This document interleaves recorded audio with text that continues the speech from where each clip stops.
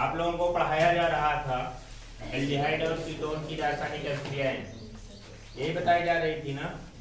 क्या बताई जा रही थी? एल्डिहाइड और कीटोन की रासायनिक अभिक्रियाएं। एल्डिहाइड और कीटोन की रासायनिक अभिक्रियाओं के बारे में हमने बताया था, इसको कई भागों में विभाजित करके अध्ययन करते हैं, जिनमें से पहला भाग हमने बताया था कौन सा? ऐसी अभिक्रियाएं जो एल्डिहाइड और कीटोन की समान अभिक्रियाएं होती हैं, मतलब कि जो अभिक्रियाएं एल्डिहाइड प्रदर्शित करता है वही अभिक्रियाएं क्या प्रदर्शित करता है?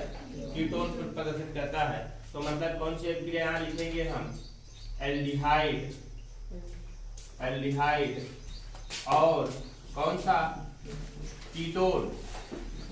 एल्डिहाइड और कीटोन की अभिक्रियाओं में समानता, की अभिक्रियाओं में समानता, अभिक्रियाओं में समानता। एल्डिहाइड और कीटोन की अभिक्रियाओं में समानता की अभिक्रियाएं बताई जा रही थी आप लोगों को, जिसके अंतर्गत आप लोगों को समानता की अभिक्रियाओं के अंतर्गत सबसे पहली अभिक्रिया बताई गई थी आपको कौन सा? अपचयन। अपचयन बताया गया था। अपचयन के अंतर्गत आपको अपचयन में एल्कोहलों में अपचयन बताया गया था, फिर हाइड्रोकार्बनों में अपचयन बताया गया था। एल्कोहलों में अपचयन, हाइड्रोकार्बनों में अपचयन, उसके बाद योगात्मक अभिक्रिया बताई गई थी। योगात्मक अभिक्रिया के अंतर्गत सोडियम बाइसल्फाइड का योग, हाइड्रोसाइनाइड का योग और विग्नारकर्मक का योग, अल्कोहल का योग, ये सभी हो गया था। उसके बाद फिर हमने बताया था विस्थापन अभिक्रिया। विस्थापन अभिक्रिया के अंतर्गत हाइड्रॉक्सिल एमीन के साथ अभिक्रिया बताई गई थी। हाइड्रॉक्सिल एमीन का मतलब कि NH2, हाइड्रॉक्सिल एमीन के साथ अभिक्रिया बताई गई थी। तो एल्डोक्सिम मतलब कि ऑक्सिन का निर्माण हुआ था। उसके बाद बताया गया था किसके साथ? हाइड्रोजन के साथ अभिक्रिया हुई थी तो हाइड्रोजोन बना था। फिर फेनिल हाइड्रोजन के साथ अभिक्रिया बनाई गई थी तो बना था फेनिल हाइड्रोजन बना था। आज अभिक्रियाएं बताई जाएंगी आपको कौन सी? सेमी कार्बोहाइड्रेट के साथ अभिक्रिया। लेकिन तीसरा नंबर आप लोग इसके अंतर्गत पढ़ क्या रहे हैं? विस्थापन अभिक्रिया। विस्थापन अभिक्रिया, और विस्थापन अभिक्रिया में किसका विस्थापन होता है? कार्बोनिल समूह का ऑक्सीजन परमाणु विस्थापित होता है। यही पढ़ रहे हैं ना? क्या विस्थापित होता है? कार्बोनिल समूह का क्या विस्थापित होता है? कार्बोनिल समूह का ऑक्सीजन, ऑक्सीजन परमाणु, कार्बोनिल समूह का ऑक्सीजन परमाणु विस्थापित होता है, जिनमें से आप लोगों को बता दिया गया था किसके किसके साथ अभिक्रिया? हाइड्रॉक्सिल एमीन के साथ अभिक्रिया बताई गई थी, हाइड्रोजन के साथ अभिक्रिया बताई गई थी और फेनिल हाइड्रोजन के साथ अभिक्रिया बताई गई थी। और आज फोर्थ नंबर रिएक्शन पढ़ना है आप लोगों को किसके साथ? सेमी कार्बेजाइड के साथ अभिक्रिया। सेमी कार्बेजाइड के साथ अभिक्रिया। अब जानिए कि सेमी कार्बेजाइड होता क्या है? सेमी कार्बेजाइड कहते किसे हैं? सेमी कार्बेजाइड का सूत्र क्या होता है? देखिए, आपको पता होना चाहिए कि यूरिया का फार्मूला, यूरिया का फार्मूला क्या होता है? NH2CO NH2। प्रयोगशाला में बनाया जाने वाला प्राथमिक कंपाउंड, प्रयोगशाला में बनाया जाने वाला प्राथमिक कंपाउंड कौन सा? आपका यूरिया। यूरिया का फार्मूला होता है NH2CO NH2, ये यूरिया का फार्मूला होता है। यहां से NH2 समूह में से एक हाइड्रोक्रोमाइड को हटा दिया जाए, किसके द्वारा? NH2 के द्वारा। ये NH2 समूह में से एक हाइड्रोक्रोमाइड को विस्थापित कर दिया जाए, किसके द्वारा? NH2 के द्वारा। तो एक यौगिक प्राप्त होता है, उस यौगिक का नाम बनता है क्या? NH2CO NH फिर NH2, और यही क्या होता है आपका? Semi carbazide. क्या होता है? इसी क्या कहते हैं हम? सेमी कार्बेजाइड होता है। अब इसी सेमी कार्बेजाइड के साथ अभिक्रिया कराएंगे किसकी? एल्डिहाइड और कीटोन की। जब सेमी कार्बेजाइड के साथ अभिक्रिया कराते हैं एल्डिहाइड और कीटोन की, तो बन जाता है सेमी कार्बेजोन। क्या बनता है? Semi carbazone. तो देखिए, सेमी कार्बेजाइड का फार्मूला तो आप लोगों ने जान लिया ना कि NH2CO NH NH2 होता है। किसका फार्मूला होता है? ये सेमी कार्बेजाइड का फार्मूला होता है। तो ये फार्मूला लिख लेते हैं। क्या लिख लेते हैं? NH2CO NH NH2 semi carbazide होता है। सेमी कार्बेजाइड की अभिक्रिया एल्डिहाइड और कीटोन के साथ कराई जानी है। एल्डिहाइड की बात करते हैं तो सबसे पहला कौन सा होता है आपका? RCHO। अच्छा, सेमी कार्बेजाइड लिख लेते हैं पहले NH2CO NH NH2। इसकी अभिक्रिया किसके साथ करा देते हैं? एल्डिहाइड के साथ करा देते हैं। RCHO होता है, इसका मतलब R bond C bond R bond H, और यहां से क्या निकल जाएगा आपका? H2O निकल जाएगा बेटा। H2O निकल जाएगा और ये जाकर के सीधा सीधा समूह इसके साथ जुड़ जाता है और प्राप्त क्या हो जाता है आपका? NH2CO NH फिर क्या? NH2CO NH फिर N ना। देखिए, H2 तो निकल गया, फिर N बचा, फिर क्या बनेगा यहाँ पर आपका? Double bond C bond R bond H। इसका नाम क्या हो जाएगा? एल्डिहाइड था ना, एल्डिहाइड से इसका नाम क्या हो जाएगा? Aldehyde semi carbazone. क्या प्राप्त हो जाता है आपका? एल्डिहाइड सेमी कार्बेजोन की प्राप्ति होती है, सेमी कार्बेजोन की प्राप्ति होती है। एल्डिहाइड सेमी कार्बोजोन बनता है। अब एल्डिहाइड के अंतर्गत महत्वपूर्ण सदस्य कौन सा होता है? एस्टल्डिहाइड।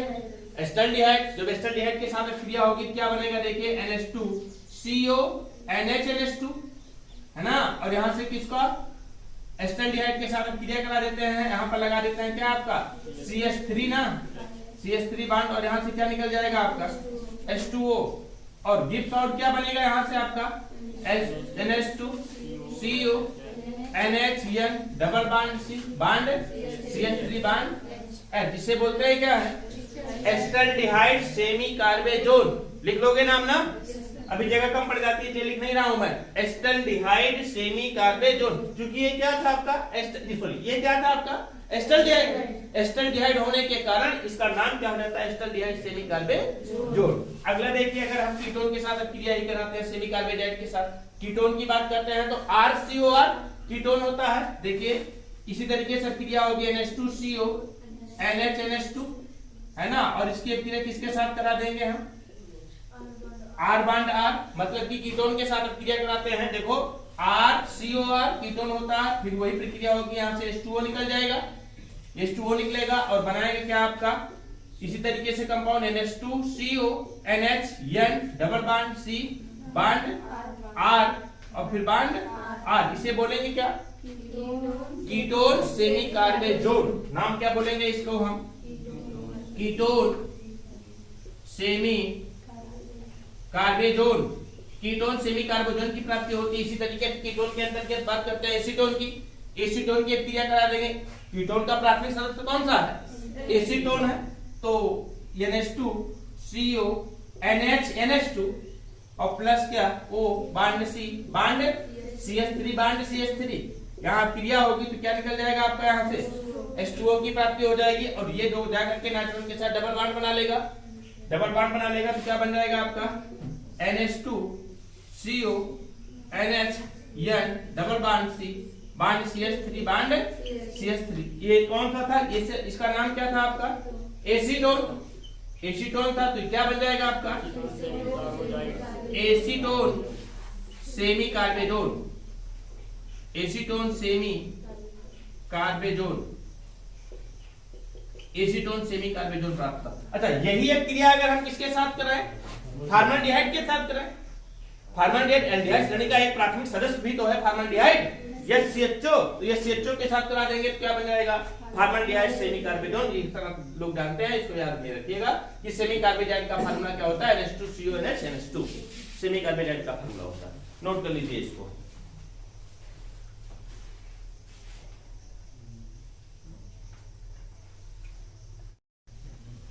ये दो था किसके साथ अभिक्रिया?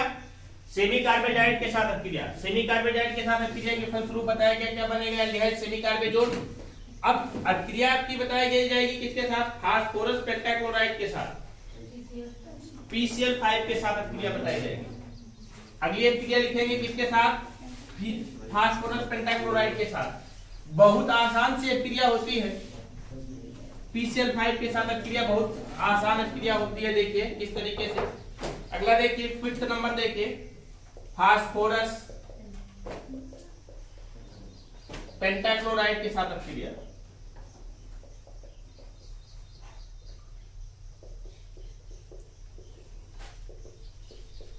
फास्फोरस पेंटाक्लोराइड का फार्मूला क्या होता है?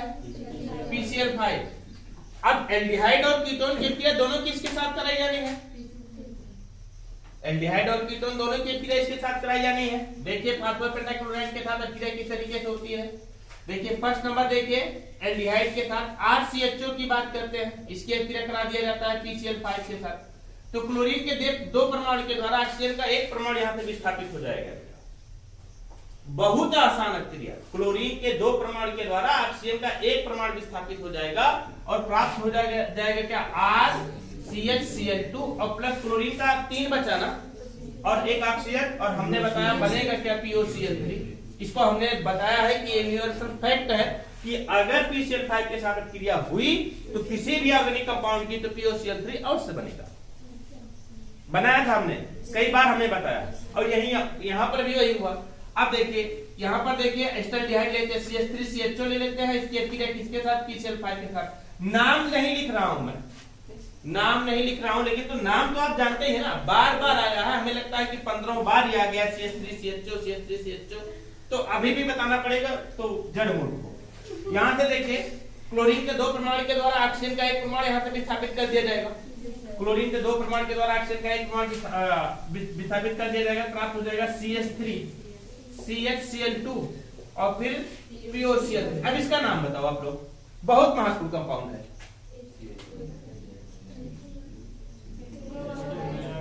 बोलो।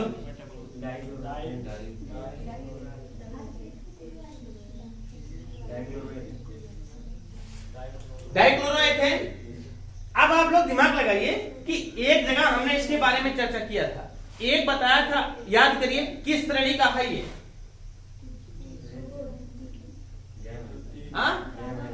Very good.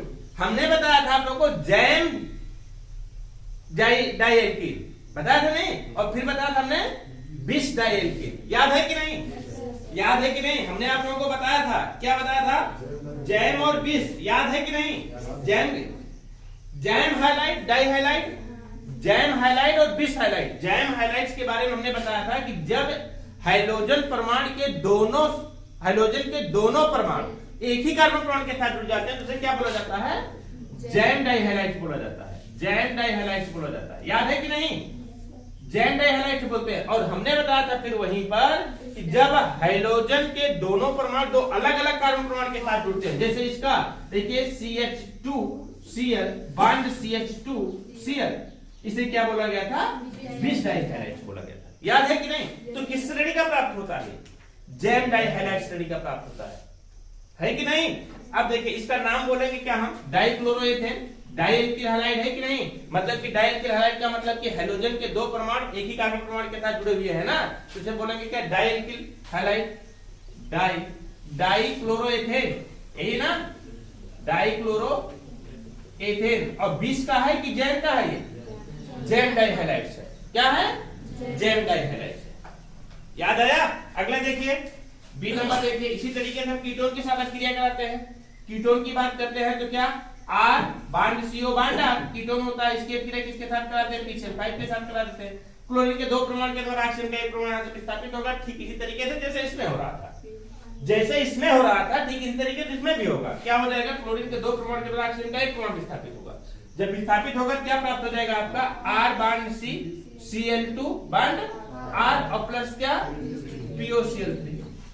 POCl3 है ना। अब देखिए इसके अंतर्गत हम लेते हैं क्या, एसीटोन। एसीटोन की बात करते हैं तो क्या होता है, CH3COCH3 एसीटोन होता है, PCl5 के साथ क्रिया कराएंगे और यहाँ पर क्या हो जाएगा, क्लोरीन के 2 परमाणु के द्वारा ऑक्सीजन का 1 परमाणु विस्थापित होगा, क्लोरीन के 2 परमाणु के द्वारा ऑक्सीजन का 1 परमाणु विस्थापित होगा, क्या प्राप्त हो जाएगा आपका, CH3 बॉन्ड CCl2 ना, और बॉन्ड CH3 और प्लस क्या निकल जाएगा, POCl3। इसको बोलेंगे क्या, ये भी डाइक्लोरोप्रोपेन है भाई, डाइक्लोरोप्रोपेन है। अगर IUPAC की बात करते हैं 2,2 डाइक्लोरोप्रोपेन, इसका नाम क्या हो जाएगा आपका, 2,2 डाइक्लोरोप्रोपेन। अब आप लोग दिमाग लगाइए, क्या ये जैम है कि बिस है, ये भी जैम डाइहाइलाइट्स है, क्योंकि इसमें भी हाइड्रोजन परमाणु एक ही कार्बन परमाणु के साथ जुड़ा हुआ है। अच्छा, जैम डाइहाइलाइट्स और बिस डाइहाइलाइट्स हमने बताया कहां से था आप लोगों को,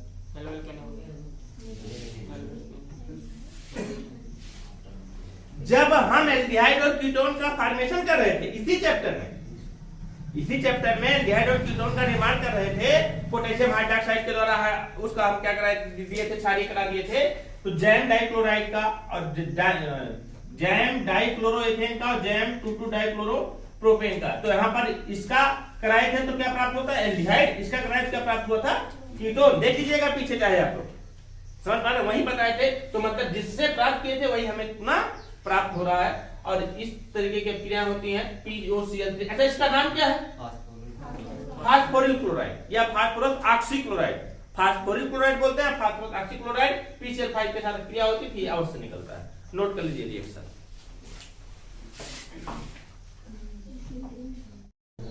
चलिए, ये कौन सी क्रिया थी आप लोगों की, फास्फोरस पेंटाक्लोराइड के साथ क्रिया थी, लेकिन अभी तक जो क्रियाएं बताई गई आप लोगों को विस्थापन की क्रिया बताई गई, ये विस्थापन क्रियाएं बताई गई, किसका विस्थापन बताया गया था आप लोगों को, कार्बोनिल समूह के ऑक्सीजन परमाणु का विस्थापन बताया गया था।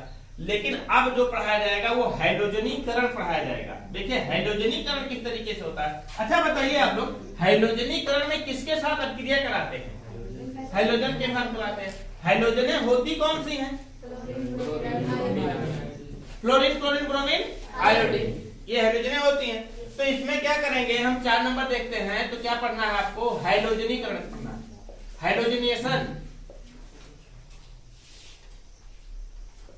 हाइड्रोजनेशन, हाइड्रोजनीकरण, हाइड्रोजनीकरण पढ़ाना है।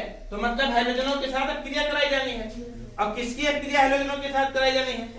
एल्डिहाइड और कीटोन के साथ कराई जानी है। ध्यान दीजिएगा, जब कभी भी एल्डिहाइड और कीटोन की अभिक्रिया किसके साथ कराते हैं? हाइड्रोजनों के साथ कराते हैं। तो उसमें से फॉर्मल्डिहाइड को छोड़कर, फॉर्मल्डिहाइड को छोड़ करके, फॉर्मल्डिहाइड की बात करते हैं CHO, SCHO को छोड़कर शेष सभी एल्डिहाइड, शेष सभी एल्डिहाइड और सभी कीटोन हाइड्रोजनों के साथ अभिक्रिया करते हैं और हाइड्रोजनीकरण प्रदर्शित करते हैं। देखिए किस तरीके से हाइड्रोजनीकरण होगा। पहला देखते हैं, हम लेते हैं कौन सा? एल्डिहाइड श्रेणी का महत्वपूर्ण सदस्य कौन सा? एस्टल्डिहाइड। एस्टल्डिहाइड की बात करते हैं तो क्या हो जाता है आपका? CH3CHO। क्या होता है? CH3CHO। अभी मैं बताऊंगा कि फॉर्मल्डिहाइड के साथ अभिक्रिया क्यों नहीं होती है, या फॉर्मल्डिहाइड हाइड्रोजनीकरण क्यों नहीं प्रदर्शित करता है, यह हाइड्रोजनीकरण नहीं प्रदर्शित करता है, क्यों नहीं प्रदर्शित करता, अभी मैं कारण से बताऊंगा इसको। लेकिन सबसे पहले अभिक्रिया तो जानिए। एस्टल्डिहाइड की अभिक्रिया हम किसके साथ करा देते हैं?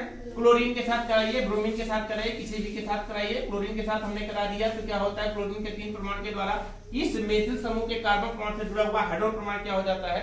विस्थापित हो जाता है, विस्थापित हो जाता है और प्राप्त क्या हो जाता है? बहुत महत्वपूर्ण कंपाउंड, इसका नाम आप लोगों ने पहले ही सुना। Very good. क्या प्राप्त होता है आपका? क्लोरल की प्राप्ति होती है। निकलेगा 3 हाइड्रोजन, 3 क्लोरीन बना लेगा 3HCl, है ना। इसी तरीके से अगर हम बात करते हैं किसकी? एसीटोन की बात करते हैं। एसीटोन का फार्मूला क्या होता है? CH3COCH3 एसीटोन होता है। इसकी अभिक्रिया ब्रोमीन के साथ कराइए, क्लोरीन के साथ कराइए। जैसे हमने मान लीजिए करा दिया क्लोरीन के साथ या ब्रोमीन के साथ करा दिया, तो यहाँ पर क्या हो जाएगा? ब्रोमीन के परमाणु के द्वारा इस कार्बन से जुड़ा हुआ हाइड्रोजन परमाणु विस्थापित हो जाता है। ब्रोमीन के परमाणु के द्वारा इस कार्बन से जुड़ा हुआ हाइड्रोजन परमाणु विस्थापित हो जाता है। प्राप्त हो जाता है क्या? CH2Br, फिर CO, फिर CH3। क्या फिर से ब्रोमीनीकरण नहीं हो सकता है?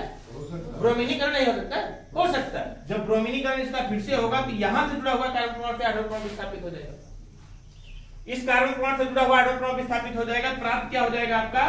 CH3। अच्छा निकला यहां से क्या? HBr निकलेगा ना भाई। हाइड्रोजन और ब्रोमीन क्या निकलेगा आपका? HBr निकलेगा ना। और यहां से फिर क्या होगा? हाइड्रोजन विस्थापित होगा तो फिर HBr निकल जाएगा और क्या बन जाएगा आपका यहाँ पर? क्या? CH2Br bond, CH2Br CO, CH2Br। अब बताइए कि इसका नाम क्या होगा? बोलो। सामान्य नाम होगा मोनोब्रोमोएसीटोन, डाइब्रोमोएसीटोन। बनेगा कि नहीं? आईपीएसी नाम करते रहिएगा। मोनोब्रोमोएसीटोन, डाइब्रोमोएसीटोन या आईपीएसी नाम ही देख लेते हैं तो क्या हो जाता है? 1 ब्रोमो प्रोपेनोन। भाई 1 ब्रोमे 2 प्रोपेनोन, 2 प्रोपेनोन या प्रोपेनोन ही होगा। इसका नाम क्या हो जाएगा? 1,3 डाइब्रोमो 2 प्रोपेनोन। होगा कि नहीं होगा? 1 2 3 1 3 फिर डाइब्रोमो 2 प्रोपेनोन, यही तो होगा आईपीसी। आप लोगों को मैं बताना चाह रहा था कि फॉर्मल्डिहाइड के साथ अभिक्रिया क्यों नहीं, फॉर्मल्डिहाइड के साथ अभिक्रिया क्यों नहीं होगी? देखिए एक्चुअली में क्या होता है कि क्लोरीन के द्वारा या ब्रोमीन के द्वारा कौन से कार्बन परमाणु से जुड़ा हुआ हाइड्रोजन परमाणु विस्थापित हो रहा है? इस कार्बन परमाणु से। जिस कार्बन परमाणु के साथ क्या जुड़ा हुआ है? CH3 जुड़ा हुआ है। मतलब कि देखते हैं कि इस तरीके से इसका बनाते थे हम, क्या बनाते थे? CH3 bond C double bond H double bond O। इसका बनाते थे, क्या बनाते थे हम? CH3 bond C bond CH3 double bond O, ये बनाते थे ना। क्रियात्मक समूह इस कार्बन परमाणु के साथ जुड़ा हुआ है कि नहीं? क्रियात्मक समूह ये CHO फंक्शनल ग्रुप है जो कि इस कार्बन परमाणु के साथ जुड़ा हुआ है। और इसको हमने बताया था बेटा, बोलते क्या है? अल्फा। अल्फा कार्बन परमाणु बोला जाता है। और इसमें भी देखिए क्रियात्मक समूह इस कार्बन परमाणु के साथ जुड़ा हुआ है, इसलिए इसको अल्फा बोलेंगे, इसलिए इसको अल्फा डैश बोलेंगे। अब जब हम हाइड्रोजनीकरण कराए, हाइड्रोजनीकरण का मतलब चाहे ब्रोमीनीकरण कराए और चाहे क्लोरीनीकरण कराए, तो अल्फा कार्बन परमाणु से जुड़ा हुआ, अल्फा कार्बन परमाणु से जुड़े हुए हाइड्रोजन परमाणु ही विस्थापित हो रहा है ना, समझिए हमारी बात को। जब हमने क्लोरीनीकरण ब्रोमीनीकरण कराया तो अल्फा कार्बन परमाणु से जुड़ा हुआ हाइड्रोजन परमाणु तो ही विस्थापित हो रहा है आपका, यही तो हो रहा है ना। और यहां पर भी वही हो रहा है, अल्फा कार्बन परमाणु से जुड़ा हुआ हाइड्रोजन परमाणु ही विस्थापित हो रहा है, या अल्फा डैश से जुड़ा हुआ हाइड्रोजन परमाणु विस्थापित हो रहा है। अब बताइए, बात करते हैं हम इसकी, इसमें अल्फा है ही नहीं, अल्फा कार्बन परमाणु है, जब अल्फा है ही नहीं है तो विस्थापन किसको करेगा, किसको विस्थापन करेगा। इसलिए अल्फा कार्बन परमाणु की अनुपस्थिति के कारण फार्मल्डिहाइड कौन सी हैलोजनीकरण की क्रिया प्रदर्शित नहीं करता है। क्यों? क्योंकि इसके पास अल्फा कार्बन परमाणु होता ही नहीं है। अच्छा, अल्फा बीटा गामा जानते हैं कि नहीं? जैसे मान लीजिए कंपाउंड है आपका CH3 bond CH2 bond CH2 bond CHO, अब इस कार्बन परमाणु के साथ जुड़ा हुआ है कौन सा आपका क्रियात्मक समूह, फंक्शनल ग्रुप जुड़ा हुआ है इस कार्बन परमाणु के साथ में, तो ये अल्फा है बेटा, और ये क्या है आपका बीटा, ये क्या होता है गामा, इस तरीके से होता है ना। अब अल्फा कार्बन परमाणु से जुड़ा हुआ हाइड्रोजन परमाणु विस्थापित होगा। अब बताओ, इसमें अल्फा है ही नहीं है तो विस्थापित किसको करेगा वो, है ना। तो इस तरीके से इसीलिए यही कारण होता है कि फार्मल्डिहाइड क्या होता है, हाइड्रोजनीकरण की क्रिया प्रदर्शित नहीं करते। तो लिखिए हाइड्रोजनीकरण, देखिए फार्मल्डिहाइड को छोड़कर, फार्मल्डिहाइड को छोड़कर अन्य एल्डिहाइड और कीटोन, अन्य एल्डिहाइड और कीटोन हैलोजनीकरण क्रिया प्रदर्शित करते हैं। अन्य एल्डिहाइड और कीटोन हैलोजनीकरण क्रिया प्रदर्शित करते हैं।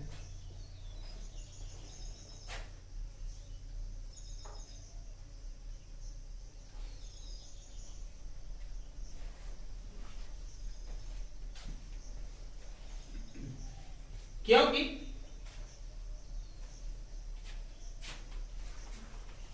फार्मल्डिहाइड में अल्फा कार्बन परमाणु की क्या होती है, अनुपस्थिति होती है, अल्फा कार्बन परमाणु की अनुपस्थिति होती है।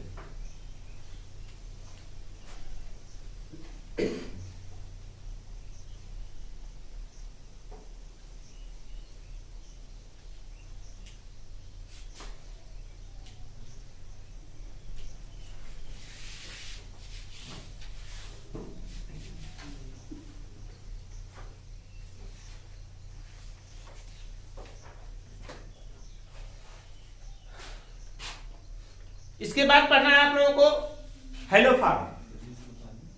हाँ चलो, इसके बाद पढ़ना है आप लोगों को हेलोफार्म। ये बताइए क्या हेलोफार्म दोबारा बताना पड़ेगा, बोलो। हेलोफार्म रिएक्शन आप लोगों को पहले कई बार हमने बताया है, 2-3 बार हमने बताया हेलोफार्म, तो हमें नहीं लगता है कि हेलोफार्म बताने की आवश्यकता है आप लोगों को, बताइए। हेलोफार्म लेकिन इंपॉर्टेंट है, एग्जाम के दृष्टिकोण से बहुत ही इंपॉर्टेंट है, बहुत इंपॉर्टेंट है हेलोफार्म आपके लिए एग्जाम के दृष्टिकोण से, याद में रखिएगा, दिमाग में रखिएगा। और ये क्रियाएं सब आप लोग रिवाइज भी करते रहिए, बता दे रहा हूं, नहीं तो सब भूल जाएगा। जितनी क्रियाएं बताई जा रही है सब रिवाइज करते रहिए, नहीं तो सब भूल जाएगा।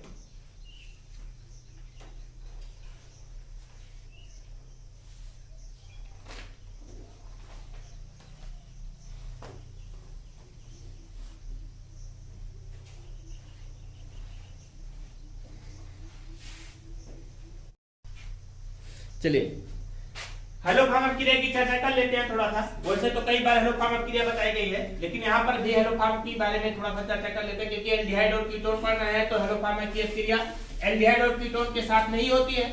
तो देखते हैं कि हेलोफार्म क्रिया क्या होता है, बहुत इंपॉर्टेंट क्रिया है, इससे दोबारा भी देख लेते हैं इसको। हेलोफार्म क्रिया, हेलोफार्म में बनेगा क्या आपका क्लोरोफार्म। अरे भाई हेलोफार्म में क्लोरोफार्म बनता है, इसलिए इसका नाम भी रखा गया हेलोफार्म, इसीलिए तो नाम रखा गया है।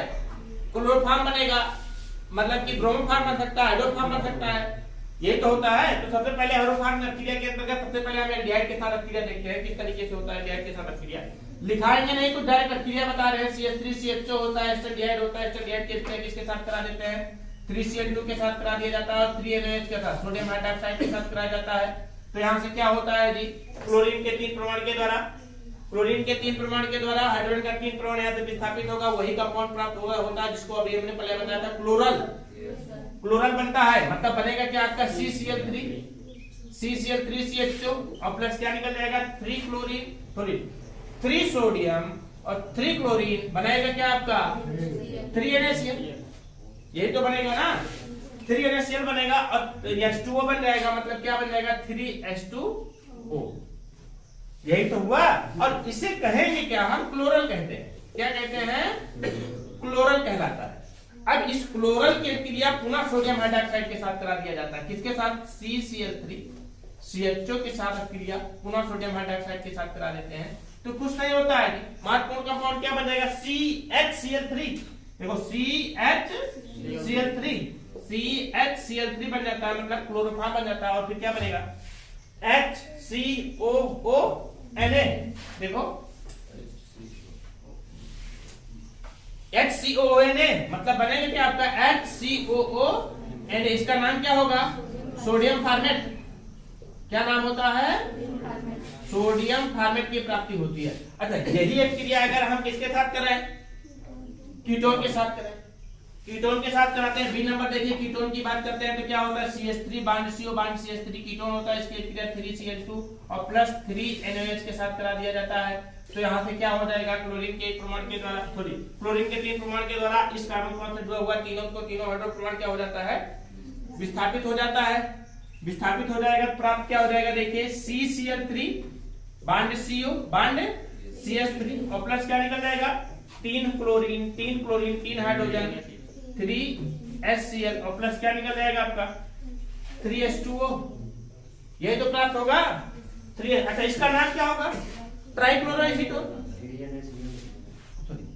3NaCl निकलेगा जी, हमने बोला NaCl लिखा HCl, बोला NaCl लिखा HCl, चलो ठीक है, इसको नाम क्या हो जाएगा आपका ट्राई क्लोरो एसीटोन, ट्राइक्लोरोएसीटोन की प्राप्ति होती है। अब इस ट्राइक्लोरोएसीटोन की क्रिया पुनः किसके साथ करा दिया जाता है, सोडियम हाइड्रोक्साइड के साथ करा दिया जाता है, किस तरीके से देखिए CCl3 bond CO bond CH3 और प्लस NaOH। अभी दिमाग में क्रिया एकदम बैठ जानी चाहिए, क्या बनेगा आपका CH3COOH Na, देखो CH3COONA बना कि नहीं, और फिर CHCl3 क्या बना आपका CHCl3 और प्लस क्या बन जाएगा आपका CH3COONA, इसका नाम क्या हो जाएगा सोडियम एसीटेट। और ये महत्वपूर्ण कंपाउंड कौन सा हो जाएगा क्लोरोफार्म, यही क्लोरोफार्म जिसके सूंघने से क्या होती है मूर्छा आती है, क्लोरोफार्म, समझ गए ना। ये हेलोफार्म क्रिया मोस्ट इंपॉर्टेंट है, मोस्ट इंपॉर्टेंट क्रिया है, अक्सर पूछा जाता है कि हेलोफार्म क्रिया क्या है, या संक्षिप्त टिप्पणी लिखे हेलोफार्म क्रिया। अब कहेंगे क्या सर दोनों लिखना पड़ेगा, दोनों हेलोफार्म में दोनों दिखाना पड़ेगा, नहीं कोई एक दिखा दीजिए, सभी तो दोनों क्रिया हेलोफार्म की भी है, ए भी हेलोफार्म की है, ए भी हेलोफार्म की है। अच्छा एक बात और समझिए, यहाँ पर अगर हमें ब्रोमोफार्म प्राप्त करना होगा क्या करेंगे, बस ब्रोमीन लगा देंगे, आयोडोफार्म प्राप्त करना होगा तो आयोडीन लगा देंगे, बस और कुछ नहीं है। बाकी कल बताते हैं, कल आपकी एक महत्वपूर्ण क्रिया पढ़नी है संघनन क्रिया, जिनमें से कौन सा आपका एल्डोल संघनन बहुत महत्वपूर्ण है, बहुत ही महत्वपूर्ण है, पूछा जाता है कि एल्डोल संघनन किसे कहा जाता है। कल पढ़ाएंगे हम आप लोगों को एल्डोल संघनन।